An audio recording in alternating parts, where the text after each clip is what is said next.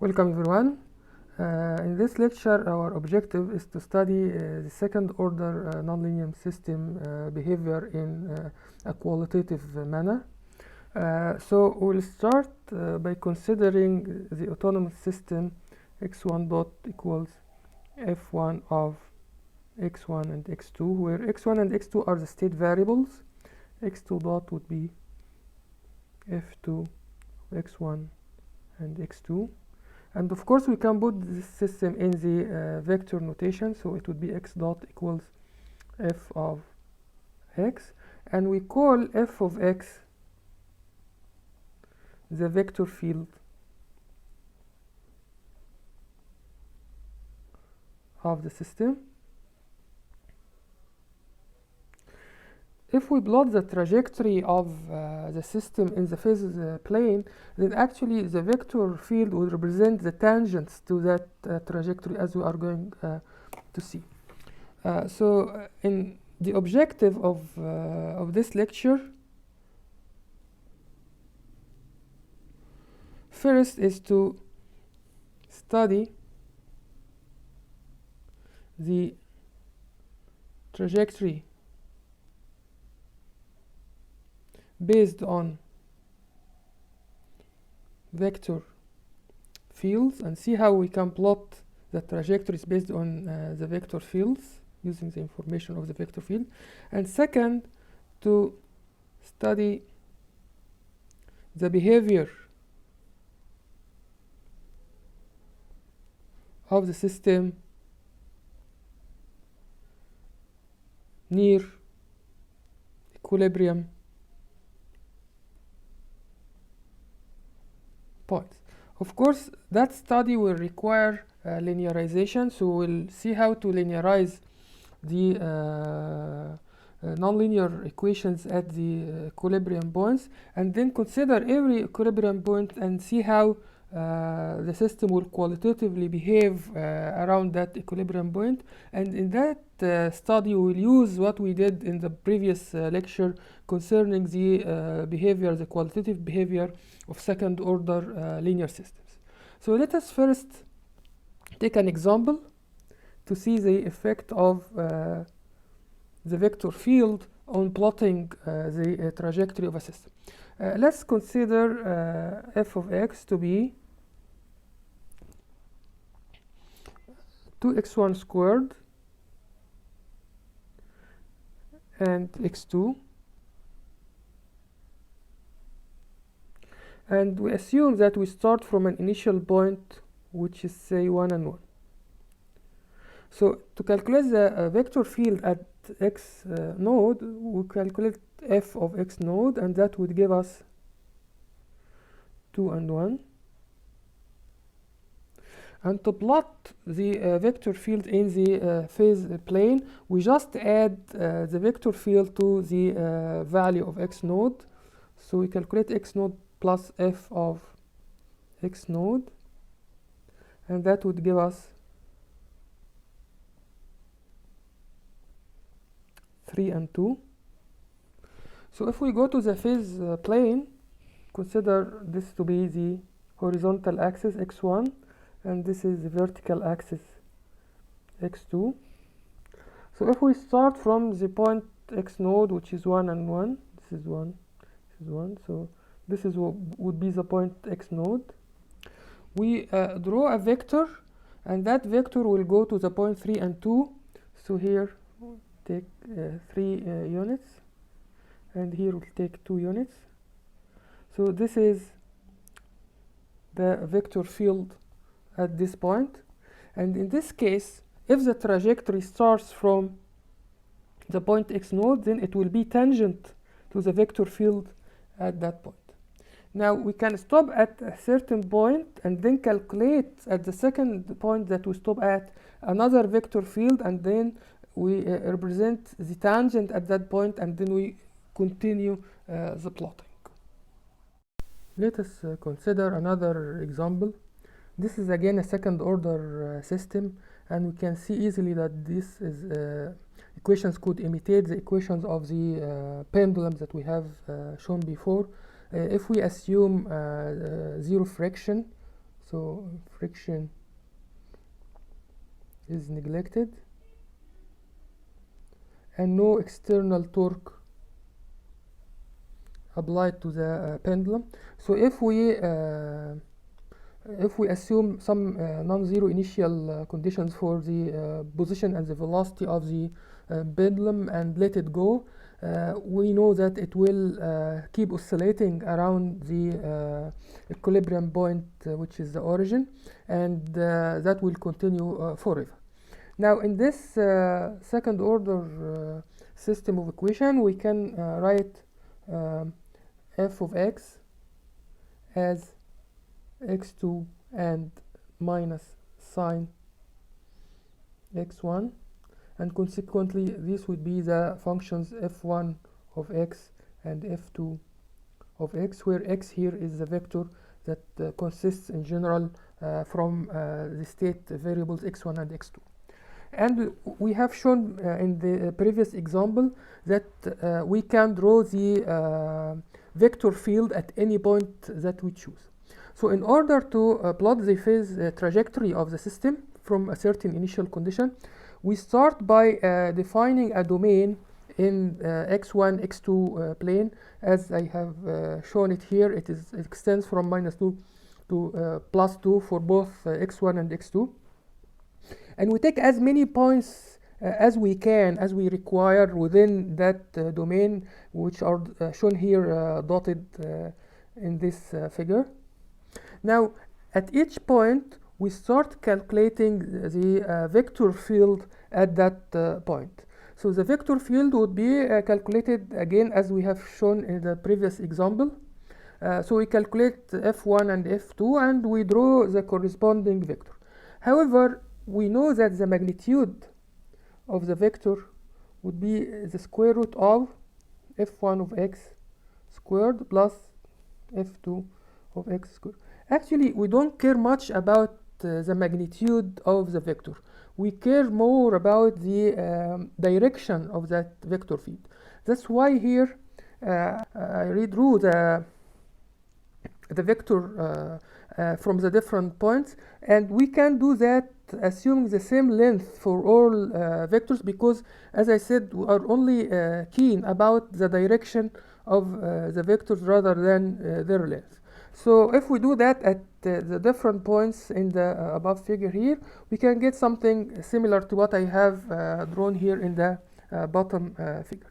And again, if we assume a certain initial condition, then we can draw tangent to the vector field at that point till we move to the second point, and again we draw the curve tangent to the vector field at that new point, and so on. And in our case, we know that it will be a closed circle like this, because the pendulum physically keep oscillating around the equilibrium point. And the directions of the arrows, the red arrows here on the trajectory, actually follow the directions of the vector field that I have drawn beforehand. So if, for example, I am given a curve for a trajectory of a system, and I'd like to know the direction or the evolution of the solution, we can take any arbitrary point on the solution and draw the vector field at that point, and that would give us an indication about the direction of the trajectory as a whole. What I just explained gives actually a method for the graphical construction of the trajectory of a certain second order system. However, nowadays it's easy to solve the set of equations numerically using software packages like MATLAB, and get the trajectory of x1 and x2 plotted based on the solution. Now we are in a position to move forward and consider the qualitative behavior near equilibrium points. So in order to do that, let us first assume an autonomous system, second order system, x1 dot equals f1 of x1 and x2, and x2 dot equals f2 of x1 and x2, which, as we said before, can be written in the vector form x dot equals f of x. And we know that the equilibrium will be at f of x equals 0. So we'll assume that the equilibrium point, I'm going to call it x node, will be at some value p1 for x1 and p2 for x2. Now, in order to study the behavior of the system at the equilibrium point, we are going to linearize the system equations. I'm going to use the Taylor expansion about the point of equilibrium p1 and p2. So in that case, we can write the first equation, which is x1 dot, as the value of the function f1 at p1 and p2 plus some constant value, I'm going to call it a11, multiplied by x1 minus p1, so the deviation from the first coordinate of the equilibrium point, plus a12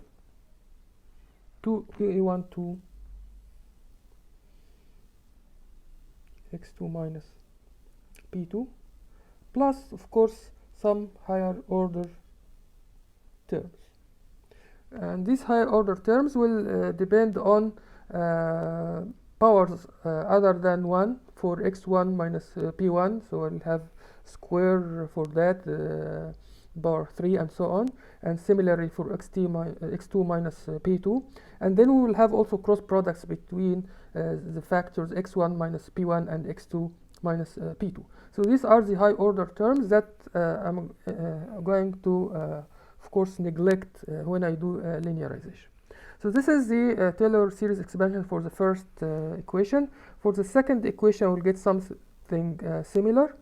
So we'll have f2 of p1 and p2 plus a21 x1 minus p1 plus a22 x2 minus p2 plus again some higher order terms.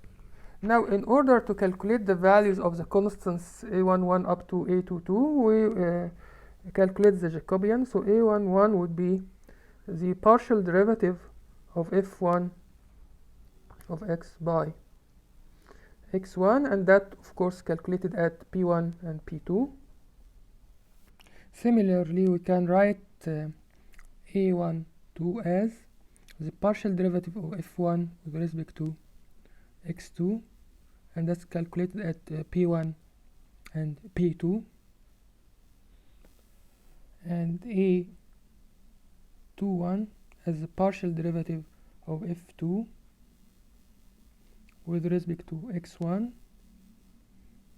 calculated at p1 and p2, and finally a22 as the partial derivative of f2 with respect to x2, calculated at p1 and p2. So if we look to the original equation, we can see that the function f1 at p1 and p2 would be 0, and f2 at p1 and p2 would be also 0, so these two terms will vanish. And if we ignore the high order terms because they are usually small, so we are left only with linear terms in the difference x1 minus p1 and x2 minus p2. So in that case, let us define y1 to be equal x1 minus p1, and of course that would lead to y1 dot equals x1 dot, and y2 as x2 minus p2, and that would lead to y2 dot equals x2 dot. If I consider this as equation 1 and this is as equation 2, and as I said, neglecting the high order terms, I can write then y1 dot as a11 y1 plus a12 times y2, and y2 dot equals a21 y1 plus a22 y2. And this is, of course, if we take a vector, a state variable vector composed of y1 and y2. So we can write the system in the linearized form as y dot equals a matrix A times y, where A will be composed of a11, a12, a21, and a22. So that's how we get the linearized equation for the nonlinear system. Now, once we do that, this can be studied through the eigenvalues of the matrix A using the techniques that we have seen before for linear systems. So we find the eigenvalues of the matrix A, and consequently we conclude the behavior around the equilibrium point P1 and P2. So let us recall what we have said before regarding the analysis of linear systems, and we apply it to the linearized model y dot equals ay. I'm going to assume here a plane of the eigen values. So this is the real of the eigenvalue, and this is the imaginary. The first case, if we assume that we have two complex eigenvalues in the left hand side of the plane, in that case, if we plot y1 and y2, which are the state variables in our case, then we will get a stable focus.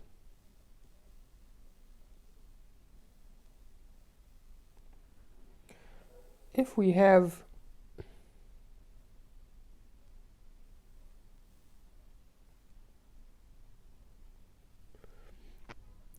eigenvalues in the right hand side of the eigenvalue plane, then again we can plot, this is y1 and y2, and get a focus again, but that will be unstable focus. The third case, when we have real eigenvalues in the stable region, so this is the real of lambda j, imaginary of lambda. In that case, we get a trajectory which would be a stable, represent a stable node. The equilibrium at the origin in this case would be a stable node. So it would be something like this. This is a stable node. And if we have both of them in the unstable region, this is real of lambda, g imaginary of lambda. So if we have the two eigenvalues real but in the unstable region, so the trajectory in y1, y2 will be like an unstable node. So the equilibrium point at the origin in this case would be an unstable node. And the last case we will consider is when we have, this is real of lambda and j imaginary of lambda. If we have one unstable pole and one stable pole, in that case we get a saddle, trajectory of a saddle around the equilibrium point at the origin. This is y1 and y2, and that would be like this. It is a saddle. So these are the possible cases that we can analyze given the linearized model. And we notice in this case that I have excluded the case where we have the eigenvalues on the j omega axis. Actually, as a general rule, we cannot use the linearized model to analyze or perceive any information regarding the equilibrium point if the resulting linearized model has eigenvalues on the j omega axis. And we can explain that. If we assume the linearized model y dot equals a y, now assume that we have a small perturbation that could be very small, very infinitesimal perturbation in the elements of the matrix A. What will happen based on that perturbation? The eigenvalues of the resulting matrix will be shifted. It will be either in the right hand or left hand side of the eigenvalue plane, the lambda plane, but in all cases it will be no longer on the imaginary axis. So the system could be stable or could be unstable. That's why we say that if the eigenvalues of the matrix A are on the j omega axis, the system is called structurally unstable.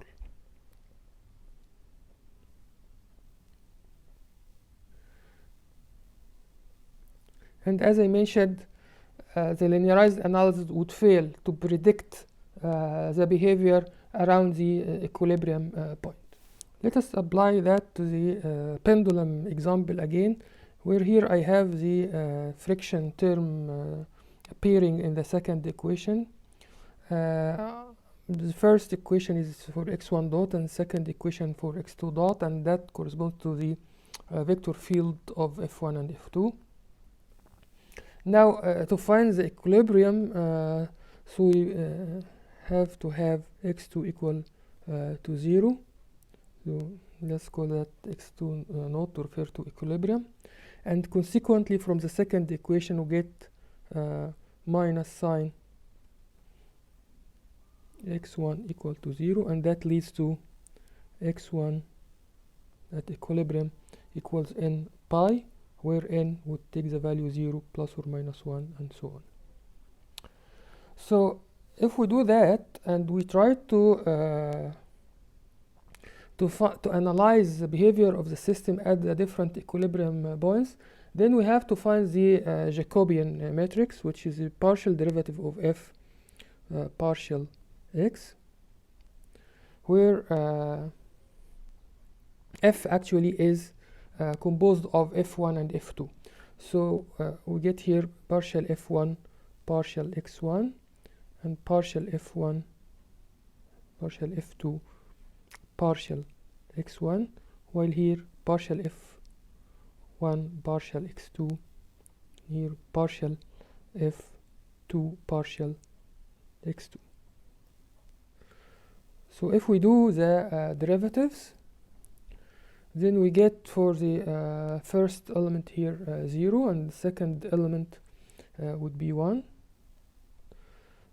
The second row would have minus cosine x1, and the second element would be minus 0.3. So if we take the equilibrium that corresponds to 0 and 0, then we get the A matrix that would be 0, 1, -1 minus 0.3. And if we calculate the eigenvalues of that matrix, we get minus 0.15 plus or minus j 0.988. And obviously from the solution here we can conclude that the equilibrium point at the origin is a stable focus. If we consider another equilibrium point, say x2 at pi and 0, then we can calculate again the matrix A. In that case we'll have 0, 1, and we have cosine pi equals -1, so that would give us 1 in this element and minus 0.3. So if we calculate the eigenvalues of the new matrix, we'll find that they are at 1.16 and 0.86. So obviously this is a case of a saddle. So we conclude that the equilibrium point at pi and 0 would be a saddle, and that would be similar to the case of minus pi and 0. This is physically expected because we know that the pendulum, if it is rotating around a certain pivot here, this is the pendulum, so the angle which is 0, the operating point which is around the 0 angle is a stable equilibrium point, because of the friction the pendulum will keep oscillating and will lose energy until it settles at the equilibrium point, while the other situation, when the pendulum is vertically up, this is an unstable equilibrium point. If we have a non-zero initial condition, then the pendulum will fall down, and consequently it corresponds to a saddle, as we have shown here. So this is how we can expect for a certain system the behavior based on the analysis of the linearized model around a certain equilibrium point.